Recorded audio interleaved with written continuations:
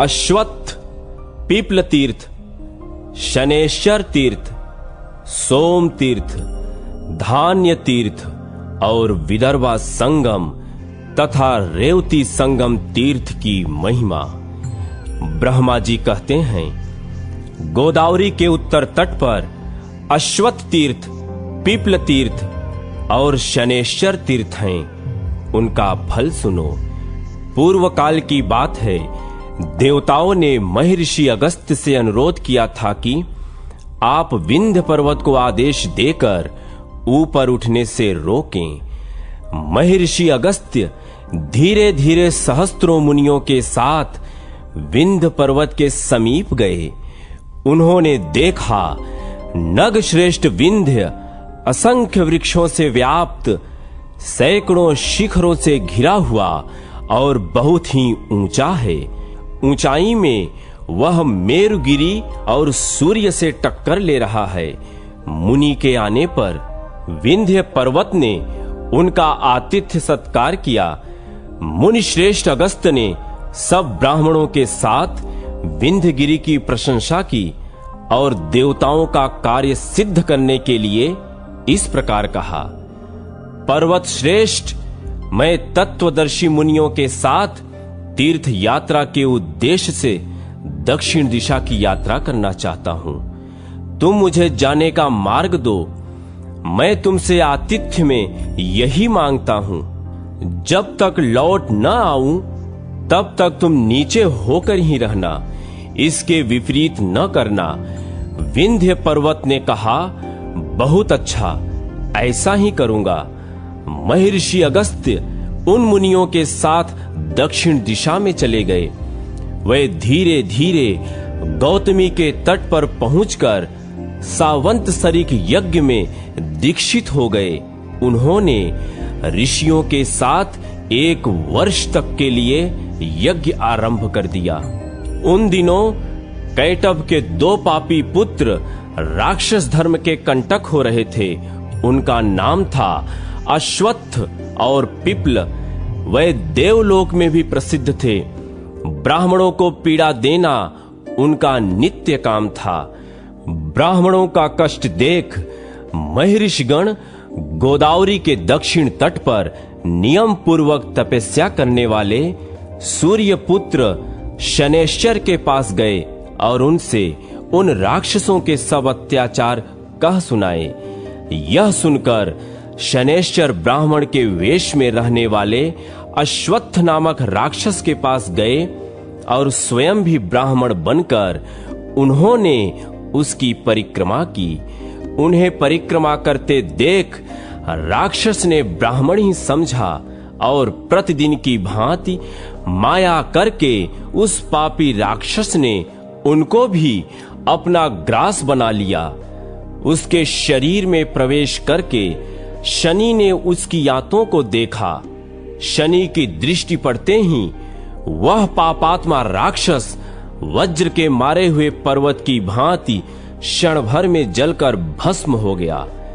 अश्वत्थ को भस्म करके वे ब्राह्मण रूपधारी शनि दूसरे राक्षस के पास गए। वहां उन्होंने अपने को वेदाध्ययन करने वाले ब्राह्मण के रूप में उपस्थित किया। मानो वे विनीत शिष्य थे और पीपल ने पहले की ही भांति अन्य शिष्यों के समान शनैश्चर को भी अपना आहार बनाया। किंतु उदर में प्रवेश करने पर शनि ने उसकी आंतों पर दृष्टि डाली। उनके देखते ही वह भी जलकर भस्म हो गया। इस प्रकार उन दोनों को मारकर सूर्य पुत्र शनैश्चर ने मुनियों से पूछा, अब मेरे लिए कौन सा कार्य है, आप लोग बताएं। मुनियों को बड़ा हर्ष हुआ। उन्होंने शनि को इच्छा अनुसार वर देना चाहा। शनैश्चर बोले, जो मेरे दिन को नियम से रहकर अश्वत्थ का स्पर्श करें, उनके सब कार्य सिद्ध हो जाएं और मेरे द्वारा होने वाली पीड़ा भी उन्हें न हो। जो मनुष्य अश्वत्थ तीर्थ में स्नान करें, उनके भी सब कार्य सिद्ध हो जाएं। जो मानव शनिवार को प्रातःकाल उठकर अश्वत्थ का स्पर्श करते हैं, उनकी समस्त ग्रह पीड़ा दूर हो जाए। तब से उस तीर्थ को अश्वत्थ तीर्थ, पिप्ल तीर्थ और शनैश्चर तीर्थ भी कहते हैं। अगस्त्य, सात्विक, याज्ञिक और सामग आदि 16,108 तीर्थ वहां वास करते हैं। उन तीर्थों में किया हुआ स्नान और दान संपूर्ण यज्ञों का फल देने वाला है। इसके आगे विख्यात सोम तीर्थ है। उसमें स्नान और दान करने से सोमपान का फल मिलता है। औषधियां पूर्व काल से ही संपूर्ण जगत की माताएं हैं।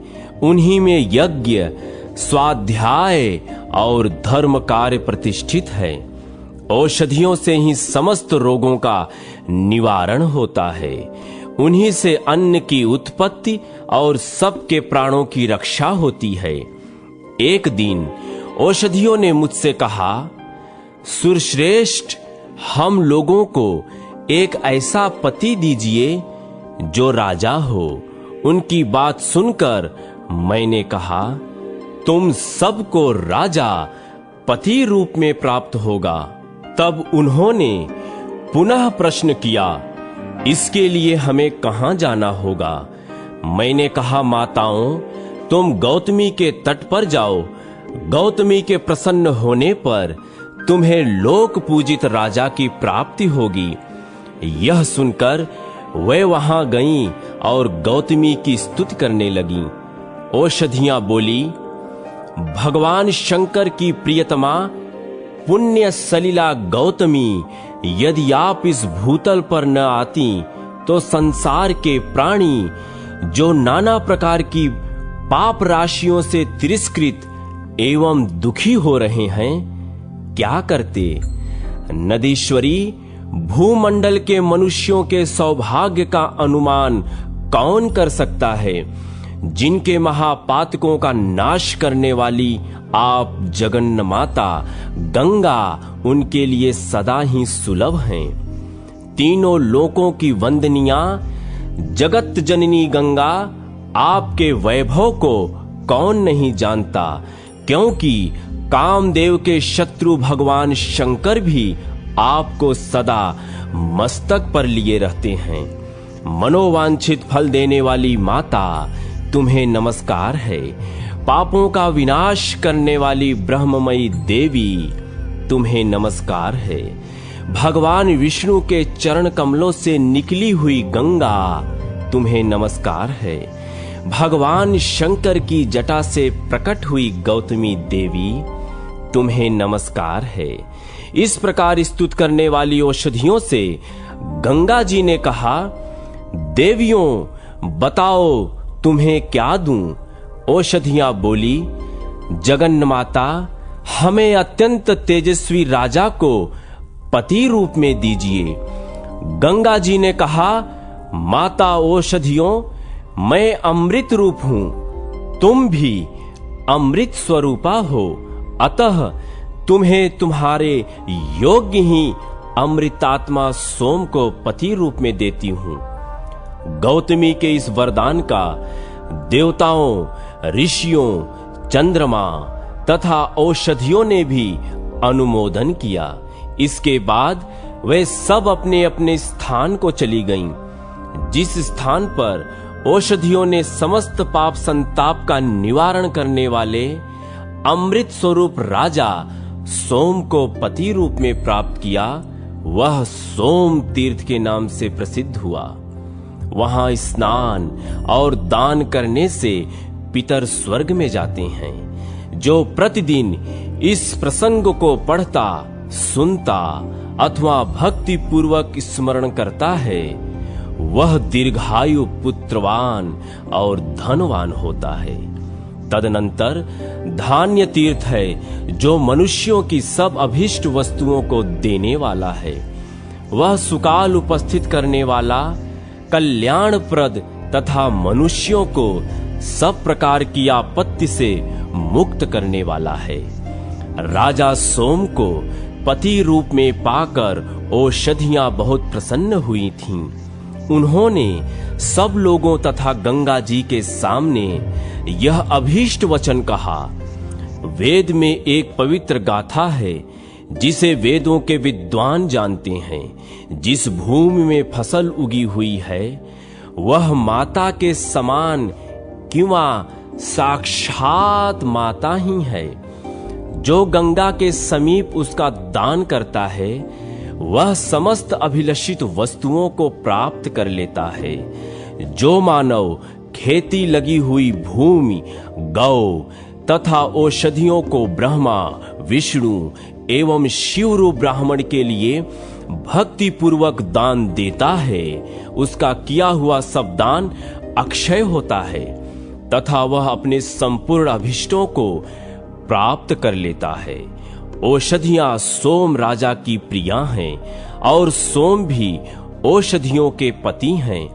यह जानकर जो ब्रह्मवेत्ता ब्राह्मण को औषधि दान करता है वह संपूर्ण अभिलषित वस्तुओं को पाता और ब्रह्मलोक में प्रतिष्ठित होता है। औषधियां राजा सोम से बातचीत करती हुई कहती हैं, राजन, हम ब्रह्म रूपिणी और प्राण रूपिणी हैं। जो हमें ब्राह्मणों को दान करे उसे तुम पार लगाओ। स्थावर जंगम रूप जितना भी जगत है वह सब हम लोगों से व्याप्त है।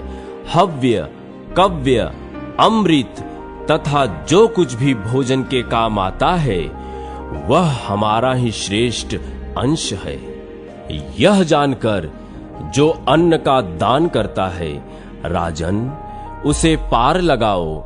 राजा सोम जो भक्ति पूर्वक इस वैदिकी की गाथा का श्रवण, स्मरण अथवा पाठ करे उसे तुम पार लगाओ।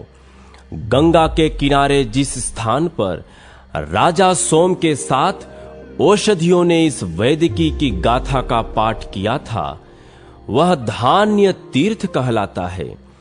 उस दिन से उसके कई नाम हो गए। औषध्य तीर्थ, सौम्य तीर्थ, अमृत तीर्थ, वेद गाथा तीर्थ और मातृ तीर्थ।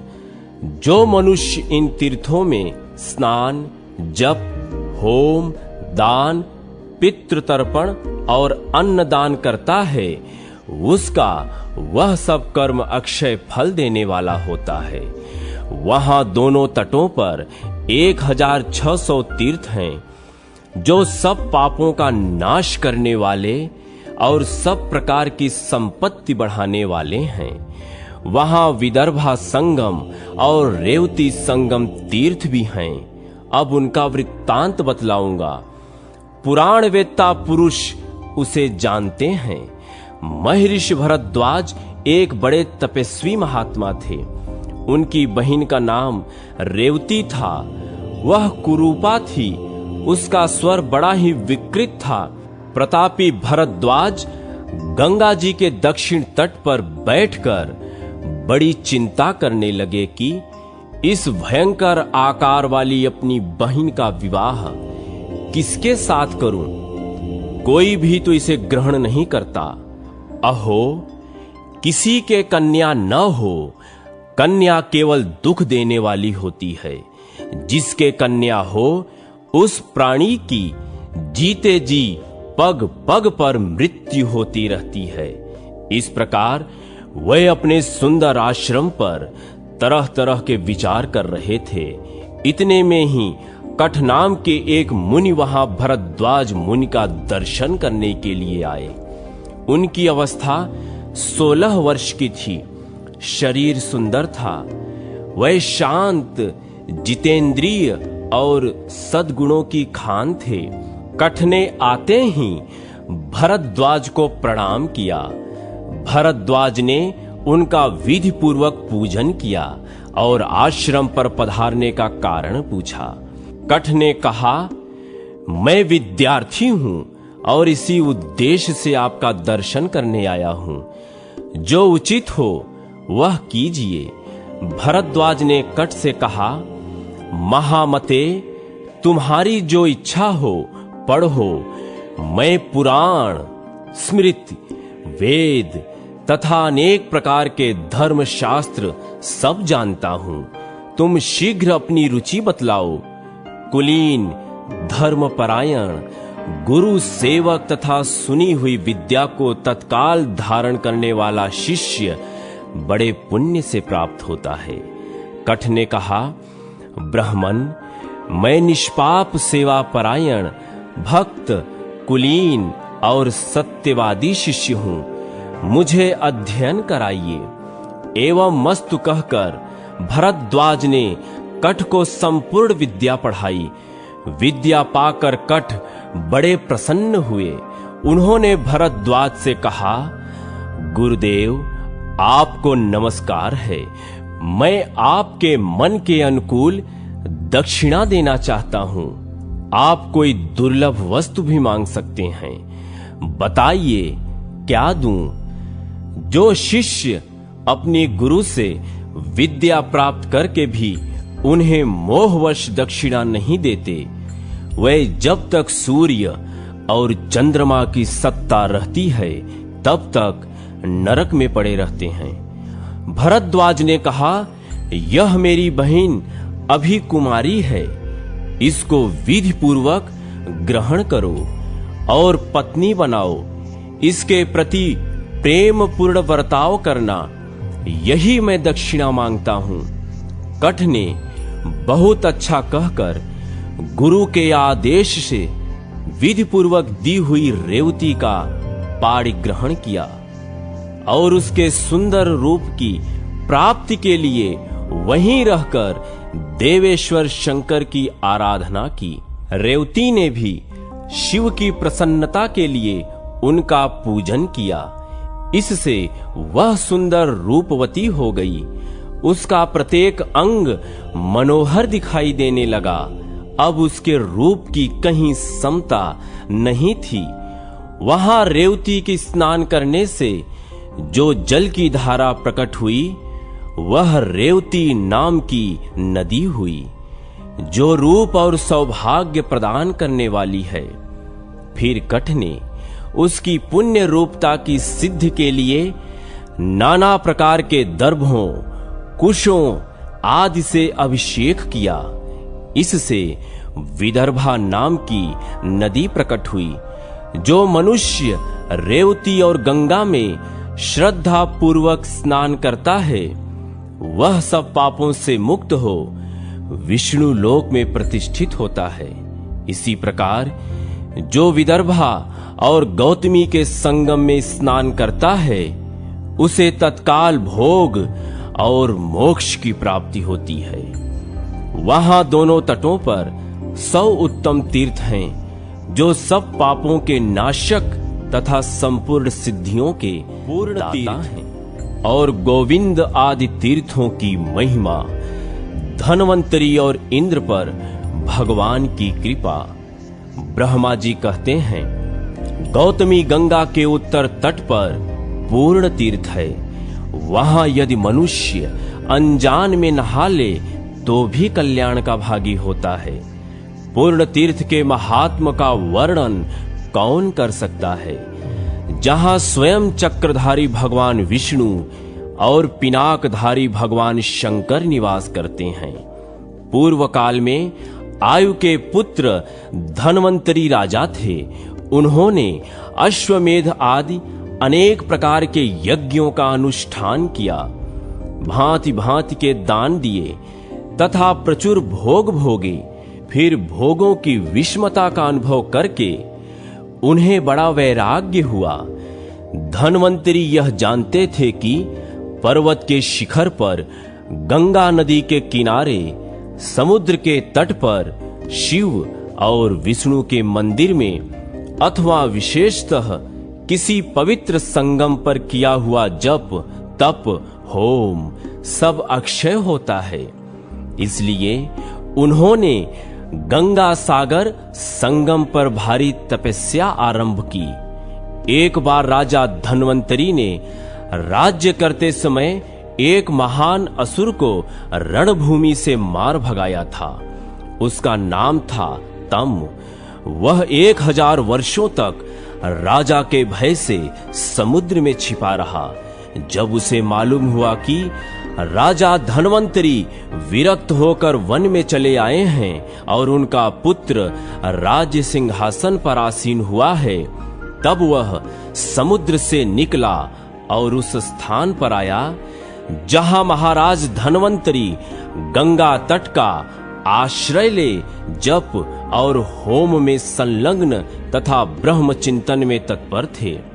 उसने सोचा, इस बलवान राजा ने मुझे अनेक बार नष्ट करने का प्रयत्न किया है, अतः मैं भी क्यों न अपने इस शत्रु को नष्ट कर डालूं।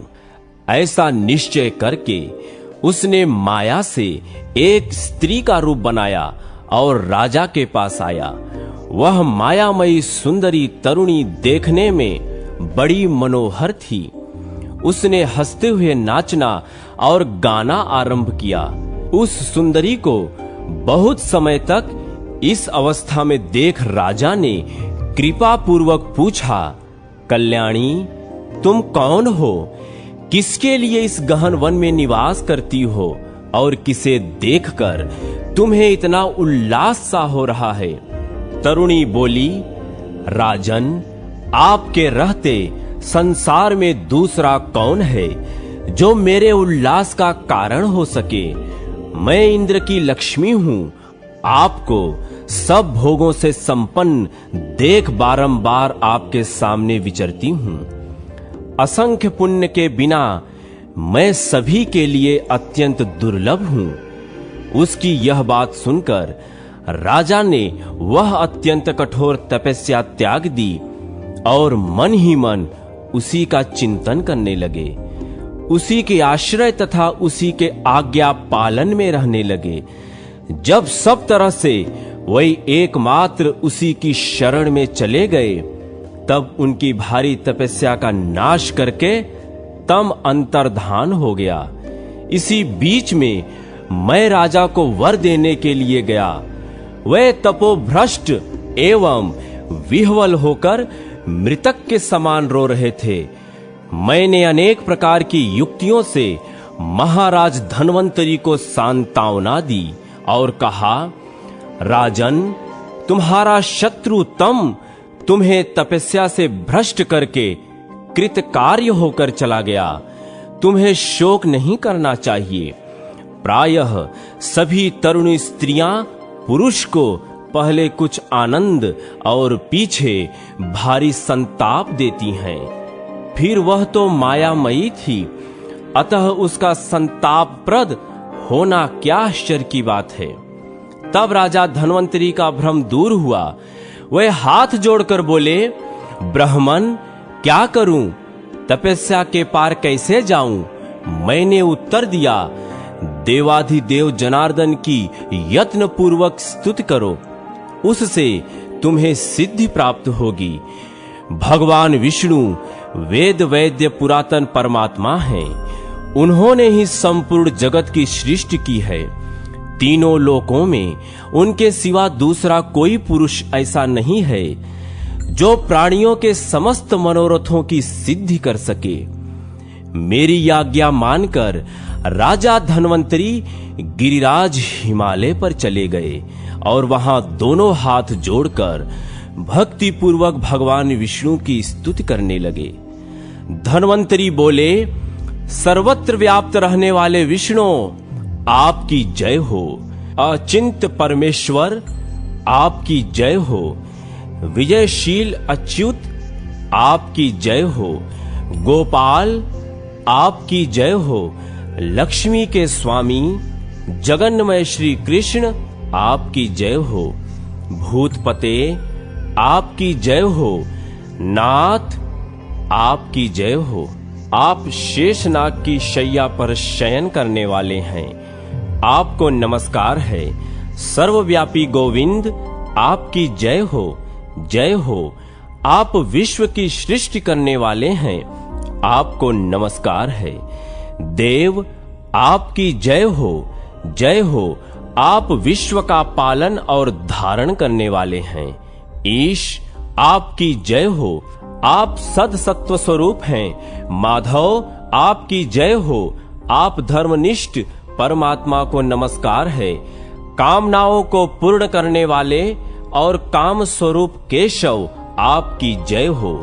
गुणों के सागर श्री राम आपकी जय हो।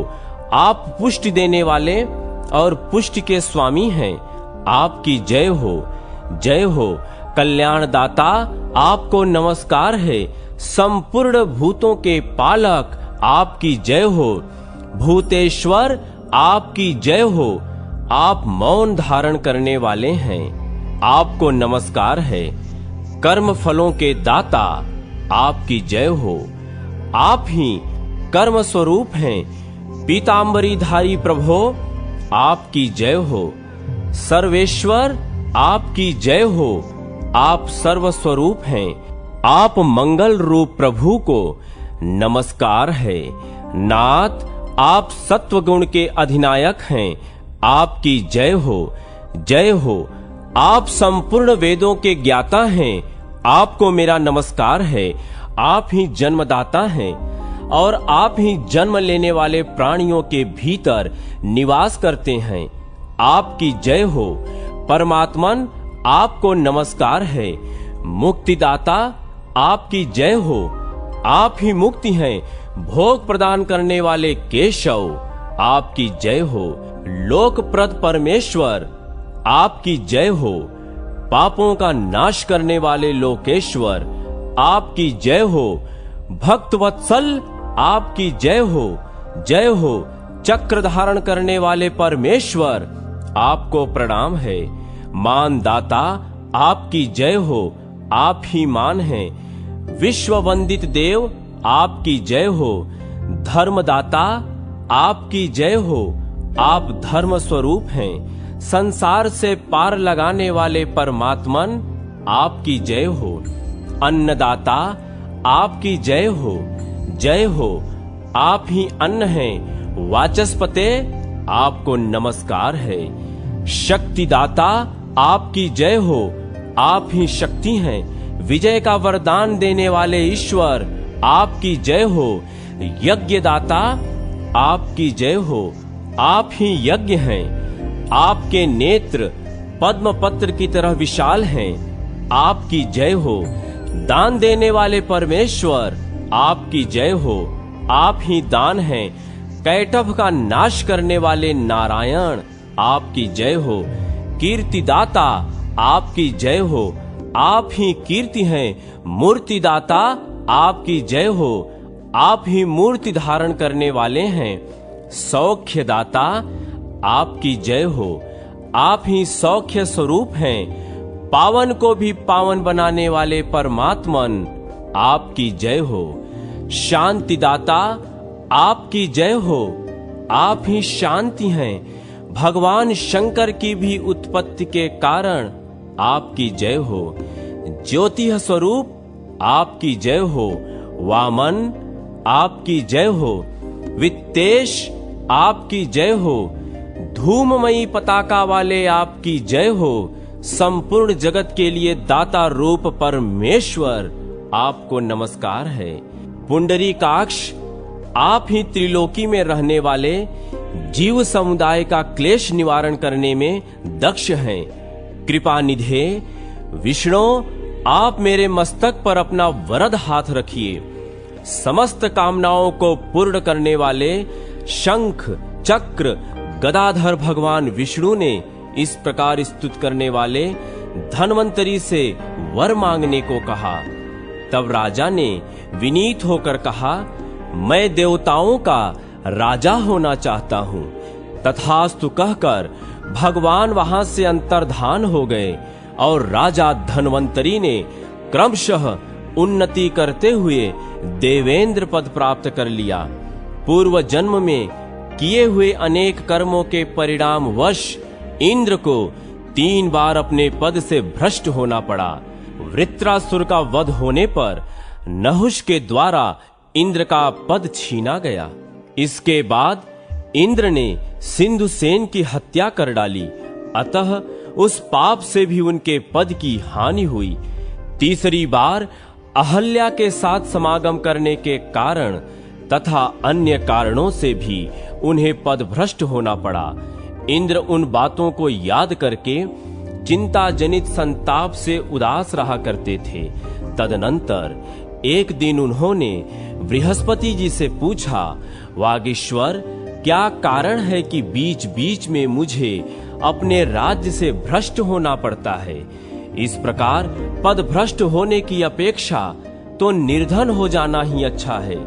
कर्मों की गहन गति को कौन ठीक ठीक जानता है? सब पदार्थों के रहस्य को जानने में आपके सिवा और कोई समर्थ नहीं है। तब बृहस्पति जी ने इंद्र से कहा, चलकर ब्रह्मा जी से पूछो, वे ही भूत, भविष्य और वर्तमान की बातें जानते हैं। महामते, जिस कारण से ऐसा होता है वह सब वे बता देंगे। ऐसा निश्चय करके वे दोनों मेरे पास आए और मुझे नमस्कार करके हाथ जोड़कर बोले, भगवान, किस दोष से शचीपति इंद्र अपने राज्य से भ्रष्ट होते हैं? नाथ, इस संदेह का निवारण कीजिए।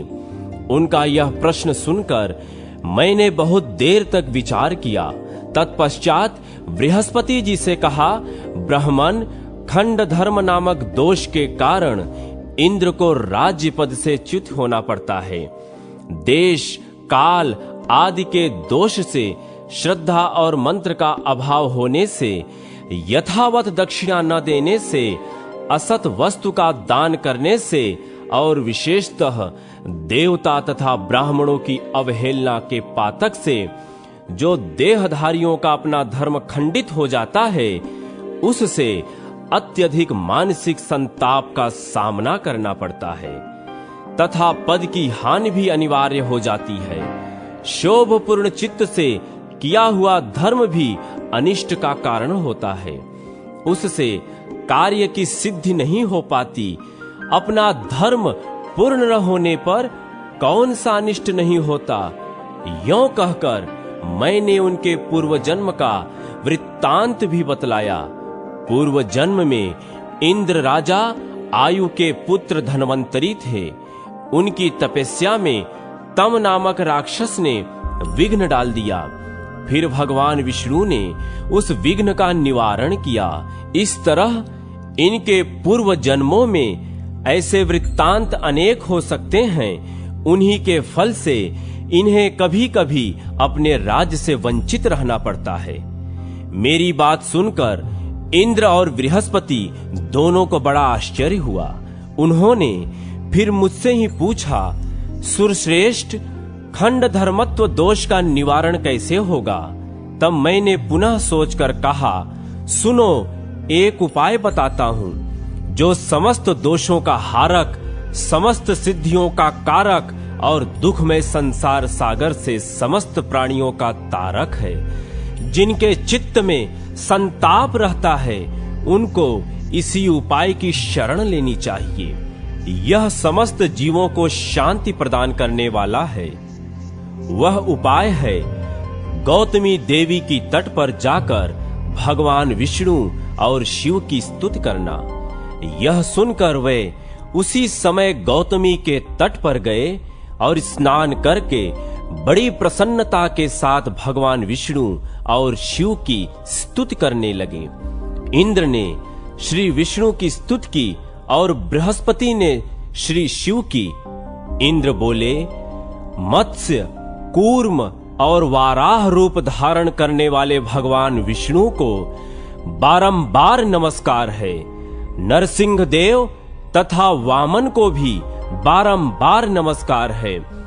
हयग्रीव रूपधारी भगवान को नमस्कार है। त्रिविक्रम आपको नमस्कार है।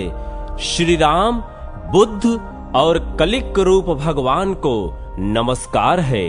परमेश्वर, आप अनंत एवं अच्युत हैं, आपको नमस्कार है। परशुराम रूपधारी, आपको नमस्कार है। मैं इंद्र, वरुण और यम आपके ही स्वरूप हैं, आपको नमस्कार है। त्रिलोकी रूपधारी देवता, परमेश्वर को नमस्कार है।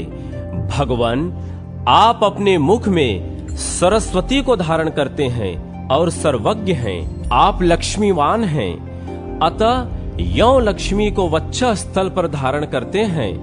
पाप ताप आपको छू भी नहीं सकते। आपकी बाहें, जंघा तथा चरण अनेक हैं।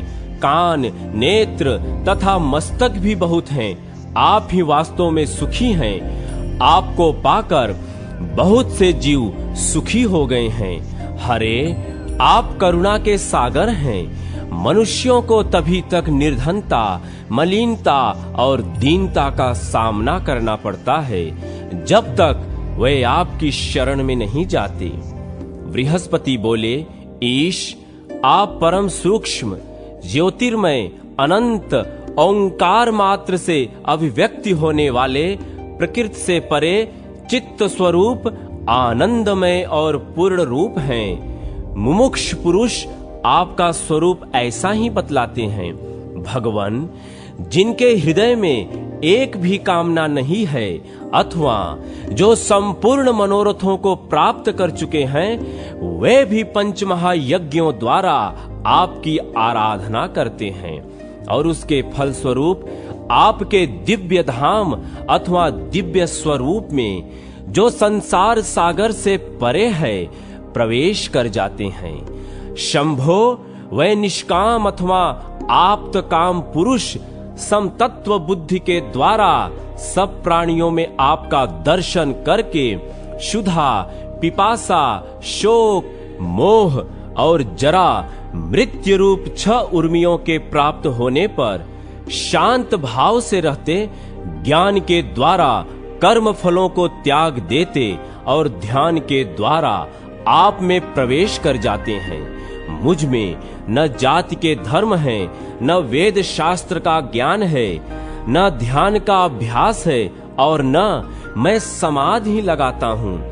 केवल शांत चित्त भगवान शिव को, जो रुद्र, शिव और सोम आदि नामों से पुकारे जाते हैं, भक्ति के साथ प्रणाम करता हूँ।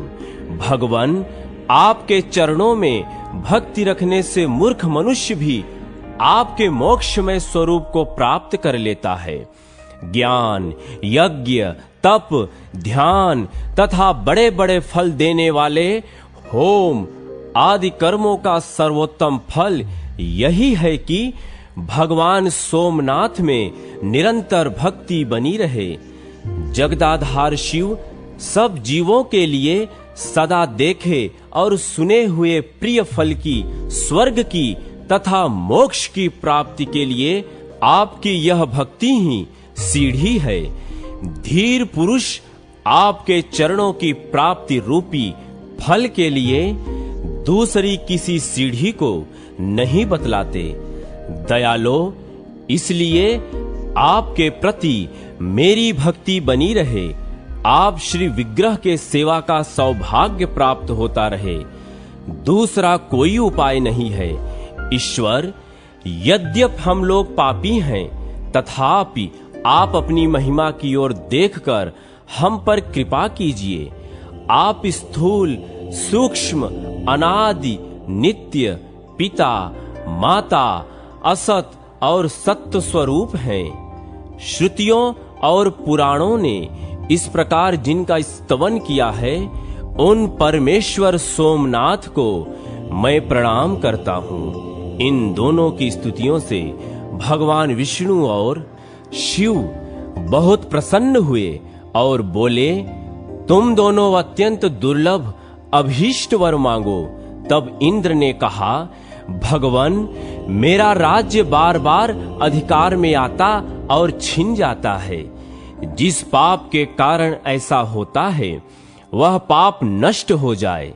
यदि आप दोनों देवेश्वर अत्यंत प्रसन्न हो तो मेरा सब कुछ सदा स्थिर रहे। यह सुनकर भगवान शिव और विष्णु ने मुस्कुराते हुए इंद्र के वाक्य का अनुमोदन किया और इस प्रकार कहा, यह गोदावरी नदी ब्रह्मा, विष्णु और शिव इन तीनों देवताओं से संबंध रखने वाला महान तीर्थ है। यहाँ सबके मनोरथ पूर्ण होते हैं। तुम दोनों यहाँ श्रद्धा पूर्वक स्नान करो। इंद्र के मंगल के लिए तथा इनके वैभव की स्थिरता के लिए बृहस्पति हम दोनों का स्मरण करते हुए इंद्र का अभिषेक करें तथा उस समय निम्नांकित मंत्र भी पढ़ें। गोदावरी, मैंने इस जन्म में अथवा पूर्व जन्म में जो कुछ भी पुण्य कर्म किया है वह सब पूर्णता को प्राप्त हो। आपको नमस्कार है। जो इस प्रकार स्मरण करके गौतमी गंगा में स्नान करता है उसका धर्म हम दोनों की कृपा से परिपूर्ण होता है तथा वह साधक अपने पूर्व जन्म के दोष से मुक्त होकर पुण्यवान हो जाता है। इंद्र और बृहस्पति ने बहुत अच्छा कहकर भगवान की आज्ञा स्वीकार की और दोनों प्रसन्न होकर उस कार्य में लग गए। देवगुरु ने इंद्र का महाभिषेक किया। उससे एक नदी प्रकट हुई जो पुण्या और मंगला कहलाई। उस नदी के साथ जो गंगा जी का संगम हुआ वह बड़ा ही पवित्र एवं कल्याणकारक है। इंद्र की स्तुति से प्रसन्न होकर जगन्मय भगवान विष्णु प्रत्यक्ष प्रकट हुए और उनसे इंद्र ने त्रिलोकी का राज्य प्राप्त किया। अतः भगवान वहां गोविंद के नाम से विख्यात हुए, क्योंकि इंद्र ने उनसे त्रिलोकमयी गौ प्राप्त की थी। देवगुरु बृहस्पति ने जहां इंद्र के राज्य की स्थिरता के लिए महादेव जी का स्तवन किया वहां वे सिद्धेश्वर नाम से निवास करते हैं। सिद्धेश्वर नामक शिवलिंग की संपूर्ण देवता भी पूजा करते हैं। तब से वह तीर्थ गोविंद तीर्थ के नाम से विख्यात हुआ। वहीं मंगला, संगम, पूर्ण तीर्थ, इंद्र तीर्थ और बारहस्पत्य तीर्थ भी हैं। उन तीर्थों में जो स्नान, दान अथवा किंचन मात्र भी पुण्य का उपार्जन किया जाता है वह सब अक्षय होता है। वहां का श्राद्ध पितरों को अत्यंत प्रिय है। जो मनुष्य प्रतिदिन इस तीर्थ के महात्म्य को सुनता, पढ़ता और स्मरण करता है उसे खोए हुए राज्य की प्राप्ति होती है। नारद, वहां गौतमी के दोनों तटों पर 37,000 तीर्थ हैं जो सब प्रकार की सिद्धि देने वाले हैं।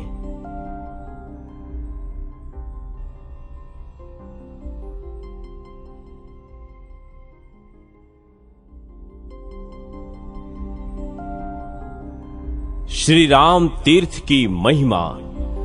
ब्रह्मा जी कहते हैं, नारद, राम तीर्थ भ्रूण हत्या का नाश करने वाला है। उसकी महिमा के श्रवण मात्र से मनुष्य सब पापों से मुक्त हो जाता है। इक्ष्वाक वंश में दशरथ नाम के क्षत्रिय राजा हुए जो संपूर्ण विश्व में विख्यात थे। वे इंद्र की ही भांति बलवान, बुद्धिमान और शूरवीर थे तथा बल की भांति अपने पिता पितामहों के राज्य का पालन करते थे। महाराज दशरथ के 3 रानियां थीं, कौसल्या, सुमित्रा और कैकेयी। वे तीनों कुलीन, सौभाग्यशालिनी, रूपवती और सुलक्षणा थीं। राजा दशरथ जब अयोध्या के राज सिंहासन पर आसीन थे और ब्रह्मवेत्ताओं में श्रेष्ठ वशिष्ठ जी उनके पुरोहित के पद पर प्रतिष्ठित थे, उस समय देश में न रोग थे, न मानसिक चिंताएं, न तो अनावृष्टि होती थी और न अकाल ही पड़ता था। ब्राह्मण, क्षत्रिय, वैश्य तथा शूद्रों को चारों ओर आश्रमों को भी पृथक पृथक बड़ा सुख मिलता था। एक समय की बात है, देवताओं और दानवों में राज्य के लिए युद्ध छिड़ गया। न तो उसमें देवताओं की जीत होती थी और न दैत्यों एवं दानवों की ही। वह युद्ध कई दिनों तक लगातार चलता रहा। इसी बीच में आकाशवाणी हुई, राजा दशरथ जिनका पक्ष ग्रहण करेंगे वे ही होंगे विजयी, दूसरे नहीं। यह सुनकर देवता और दानव दोनों अपनी विजय के लिए राजा के पास चले गए। देवताओं की ओर से वायु शीघ्र जा पहुंचे और राजा से बोले, महाराज, देव दानव संग्राम में आपको चलना चाहिए। वहां यह आकाशवाणी सुनाई दी है कि जिस ओर राजा दशरथ रहेंगे उसी पक्ष की जीत होगी। अतः आप देवताओं का पक्ष ग्रहण कीजिए, जिससे देवता विजयी हों। वायु की यह बात सुनकर राजा दशरथ ने कहा, वायुदेव, आप सुखपूर्वक पधारें, मैं अवश्य चलूंगा। वायु के चले जाने पर दैत्यगण राजा के पास आए और बोले, भगवान, हमारी सहायता कीजिए। महाराज, विजय आप पर ही अवलंबित है, अतः आप दैत्य राज की सहायता करें। राजा बोले, वायुदेव ने पहले मुझसे प्रार्थना की है और मैंने देवताओं की सहायता करने का वचन दे दिया है, अतः दैत्य और दानव लौट जाएं। राजा दशरथ ने वैसा ही किया। स्वर्ग में पहुंचकर उन्होंने दैत्यों, दानवों तथा राक्षसों के साथ लोहा लिया। उस समय नमुच के भाइयों ने देवताओं के देखते देखते तीखे बाण मारकर राजा के रथ की धुरी तोड़ डाली। राजा बड़े वेग से युद्ध में लगे थे, उन्हें धुरी टूटने का पता न लगा। नारद, उस युद्ध में रानी कैकेयी भी राजा के पास ही बैठी थी।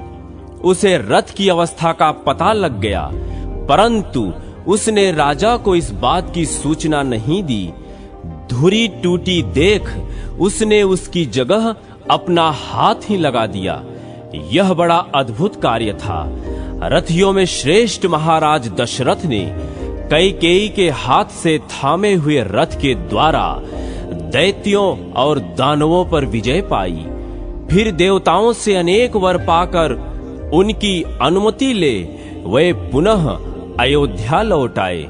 आते समय मार्ग के बीच में जब महाराज दशरथ ने अपनी प्रिया कैकेयी की ओर दृष्टिपात किया, तब उसका वह साहसपूर्ण कार्य देखकर उन्हें बड़ा विस्मय हुआ।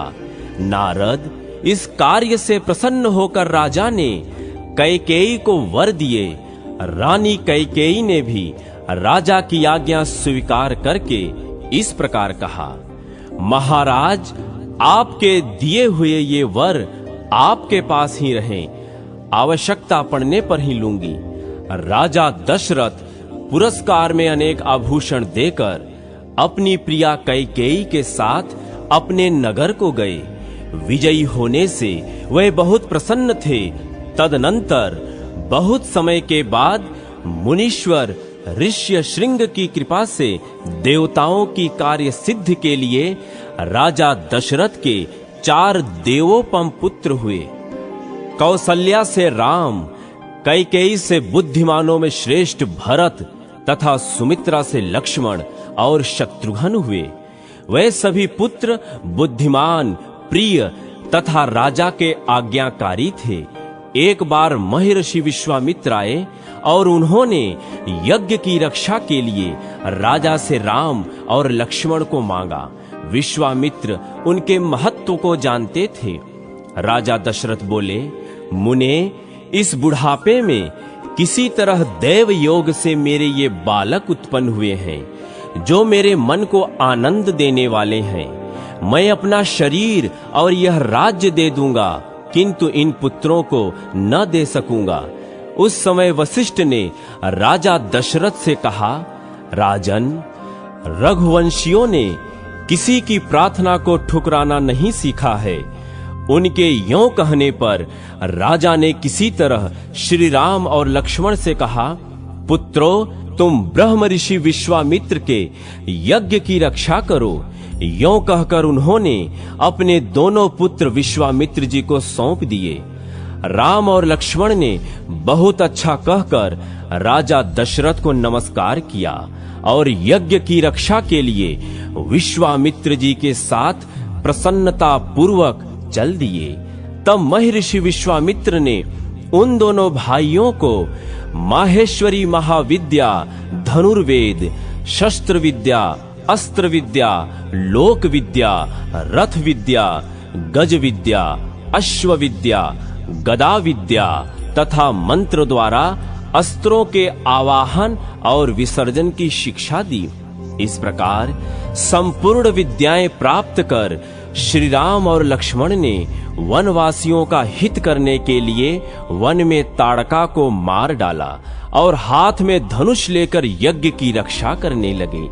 तत्पश्चात महायज्ञ पूर्ण होने पर मुनिवर विश्वामित्र दोनों राजकुमारों के साथ राजा जनक से मिलने गए। वहां लक्ष्मण सहित श्री राम ने राजाओं की मंडली में अपने गुरु से सीखी हुई अद्भुत धनुर्विद्या का परिचय दिया। इससे प्रसन्न होकर राजा जनक ने अपनी अयोनिजा कन्या लक्ष्मी स्वरूपा सीता का श्री राम के साथ विवाह कर दिया। इसी प्रकार लक्ष्मण, भरत और शत्रुघ्न का विवाह भी राजा जनक के ही घर हुआ। तदनंतर दीर्घ काल व्यतीत होने पर राजा दशरथ समस्त प्रजा और गुरु की अनुमति से श्री राम को राज्य देने लगे। उस समय मंथरा रूपी दुर्देव से प्रेरित होकर रानी कैकेयी ईर्ष्या से व्याकुल हो उठी। उसने श्री राम के राज्याभिषेक में विघ्न डाला और उन्हें वनवास भेजने के लिए कहा। साथ ही उसने वही राज्य भरत के लिए मांगा, परंतु राजा ने स्वीकार नहीं किया। पिता के सत्य की रक्षा के लिए श्री राम स्वयं ही घोर जंगल में चले गए। सीता और लक्ष्मण ने भी उन्हीं का साथ दिया। श्री राम ने अपने सद्गुणों के कारण सत्पुरुषों के शुद्ध हृदय में घर बना लिया था। जब श्री राम राज्य की तृष्णा से रहित और वनवास के लिए दीक्षित हो लक्ष्मण और सीता के साथ चले गए, तब राम, लक्ष्मण और गुणशालिनी सीता का स्मरण करके महाराज को बड़ा दुख हुआ और उन्होंने अपने प्राण त्याग दिए। इधर श्री रामचंद्र जी चलते चलते चित्रकूट में आए। वहीं उन्होंने 3 वर्ष व्यतीत किए। फिर वहां से दक्षिण दिशा की ओर चलकर वे क्रमशः दंडकारण्य में पहुंचे, जो समस्त देशों में पवित्र और तीनों लोकों में विख्यात है। वह महान वन दैत्यों से सेवित होने के कारण बड़ा भयंकर था। ऋषियों ने भयभीत होकर उसे छोड़ दिया था। श्री राम ने वहां दैत्यों और राक्षसों को मारकर दंडक वन को ऋषि मुनियों के रहने योग्य बना दिया। फिर 5 योजन आगे जाकर वे धीरे धीरे गौतमी के तट पर पहुंचे। भगवान शिव की जो पंचीभूत एवं अनिर्वचनीय हैं, पराशक्ति हैं, वही जल स्वरूप में प्रकट हुई गौतमी नदी हैं। ऐसा संत महात्माओं का कथन है। गौतमी ब्रह्मा, विष्णु और शिव के लिए भी माननीय तथा वंदनीय हैं। श्री राम बोले, अहो गंगा का कैसा अद्भुत प्रभाव है। तीनों लोकों में इनकी कहीं उपमा नहीं है।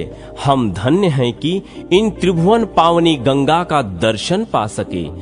यों कहकर श्री राम ने बड़े हर्ष के साथ महादेव जी की स्थापना की और यत्न पूर्वक षोडशोपचार से 36 कलाओं वाले महादेव जी की आवरण सहित पूजा करके हाथ जोड़ उनकी स्तुति करने लगे। श्री राम बोले, मैं पुराण पुरुष शंभु को नमस्कार करता हूँ, जिनकी असीम सत्ता का कहीं पार या अंत नहीं है। उन सर्वज्ञ शिव को मैं प्रणाम करता हूँ। अविनाशी प्रभु रुद्र को नमस्कार करता हूँ। सबका संहार करने वाले शर्व को मस्तक झुकाकर प्रणाम करता हूँ। अविनाशी परम देव को नमस्कार करता हूँ। लोक गुरु उमापति को प्रणाम करता हूँ। दरिद्रता का विनाश करने वाले शिव को नमस्कार करता हूँ। रोगों का अपहरण करने वाले महेश्वर को प्रणाम करता हूँ। जिनका रूप चिंतन का विषय नहीं है, उन कल्याणमय शिव को नमस्कार करता हूँ। विश्व की उत्पत्ति के बीजभूत भगवान भव को प्रणाम करता हूँ। जगत का पालन करने वाले परमात्मा को नमस्कार करता हूँ। संहारकारी रुद्र को बारंबार प्रणाम करता हूँ। पार्वती जी की प्रियतम अविनाशी प्रभु को नमस्कार करता हूँ। नित्य शर अक्षर स्वरूप शंकर को प्रणाम करता हूँ। जिनका स्वरूप चिन्मय है और अप्रमेय है, उन भगवान त्रिलोचन को मैं मस्तक झुकाकर बारंबार नमस्कार करता हूँ। करुणा करने वाले भगवान शिव को प्रणाम करता हूँ तथा संसार को भय देने वाले भगवान भूतनाथ को सर्वदा नमस्कार करता हूँ। मनोवांछित फलों के दाता महेश्वर को प्रणाम करता हूँ। भगवती उमा के स्वामी श्री सोमनाथ को नमस्कार करता हूँ। तीनों वेद जिनके 3 नेत्र हैं, उन त्रिलोचन को प्रणाम करता हूँ। त्रिविध मूर्ति से रहित सदा शिव को नमस्कार करता हूँ। पुण्यमय शिव को प्रणाम करता हूँ। सत असत से पृथक परमात्मा को नमस्कार करता हूँ। पापों का अपहरण करने वाले भगवान हर को प्रणाम करता हूँ। जो संपूर्ण विश्व के हित में लगे रहते हैं, उन भगवान को नमस्कार करता हूँ। जो बहुत से रूप धारण करते हैं, उन भगवान शंकर को प्रणाम करता हूँ। जो संसार के रक्षक तथा सत और असत के निर्माता हैं, उन्हें नमस्कार करता हूँ। जो संपूर्ण विश्व के स्वामी हैं, उन विश्वनाथ को प्रणाम करता हूँ। हव्य कव्य स्वरूप यज्ञेश्वर को नमस्कार करता हूँ। संपूर्ण लोकों का सर्वदा कल्याण करने वाले जो भगवान शिव आराधना करने पर उत्तम गति एवं संपूर्ण अभीष्ट वस्तुएं प्रदान करते हैं, उन दान प्रिय इष्ट देव को मैं नमस्कार करता हूँ। भगवान सोमनाथ को प्रणाम करता हूँ। जो स्वतंत्र न रहकर भक्तों के पराधीन रहते हैं, उन विजयशील उमानाथ को मैं नमस्कार करता हूँ। विघ्नराज गणेश तथा नंदी के स्वामी पुत्र प्रिय भगवान शिव को मैं मस्तक झुकाकर प्रणाम करता हूँ। संसार के दुख और शोक का नाश करने वाले देवता भगवान चंद्रशेखर को मैं बारंबार नमस्कार करता हूँ। जो स्तुत करने योग्य और मस्तक पर गंगा को धारण करने वाले हैं, उन महेश्वर को नमस्कार करता हूँ। देवताओं में श्रेष्ठ उमापति को प्रणाम करता हूँ। ब्रह्मा आदि ईश्वर, इंद्र आदि देवता तथा असुर भी जिनके चरण कमलों की पूजा करते हैं, उन भगवान को मैं नमस्कार करता हूँ। जिन्होंने पार्वती देवी के मुख से निकलने वाले वचनों पर दृष्टिपात करने के लिए मानो 3 नेत्र धारण कर रखे हैं, उन भगवान को सत सत प्रणाम करता हूँ।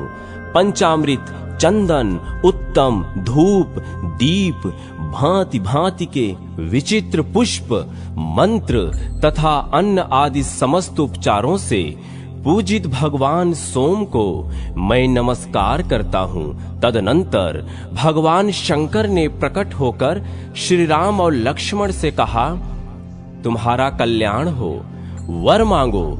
श्री राम बोले, सुरश्रेष्ठ महेश्वर, जो लोग स्तोत्र के द्वारा भक्ति पूर्वक आपकी स्तुति करें, उनके संपूर्ण कार्य सिद्ध हो जाएं। शंभो, जिनके पितर नरक के समुद्र में डूबे हों, उनके वे पितर यहाँ पिंड आदि देने से पवित्र हो स्वर्गलोक में चले जाएं। जन्म भर के कमाए हुए मानसिक, वाचिक और शारीरिक पाप यहाँ स्नान करने मात्र से तत्काल नष्ट हो जाएं। जो लोग यहाँ याचकों को भक्ति पूर्वक थोड़ा भी दान दे, वह सब अक्षय होकर दाताओं के लिए उत्तम फल देने वाला हो। यह सुनकर शंकर जी बहुत प्रसन्न हुए।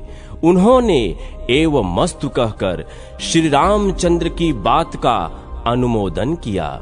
सुरश्रेष्ठ, भगवान शिव के अंतर्धान हो जाने पर श्री राम अपने अनुगामियों के साथ धीरे धीरे उस प्रदेश में गए। जहां से गोदावरी नदी प्रकट हुई है। तब से वह तीर्थ श्री राम तीर्थ के नाम से प्रसिद्ध हुआ।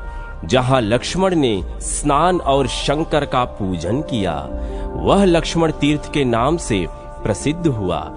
और जहां सीता ने स्नानादि किया, वह सीता तीर्थ के नाम से कहलाया। सीता तीर्थ नाना प्रकार की समस्त पाप राशि को निर्मूल करने में समर्थ हैं। जिसके चरणों से त्रिभुवन पावनी गंगा प्रकट हुई, उन्होंने ही जहां स्नान किया, उस तीर्थ की विशिष्टता के विषय में क्या कहा जा सकता है। अतः श्री राम तीर्थ के समान कहीं कोई भी तीर्थ नहीं है।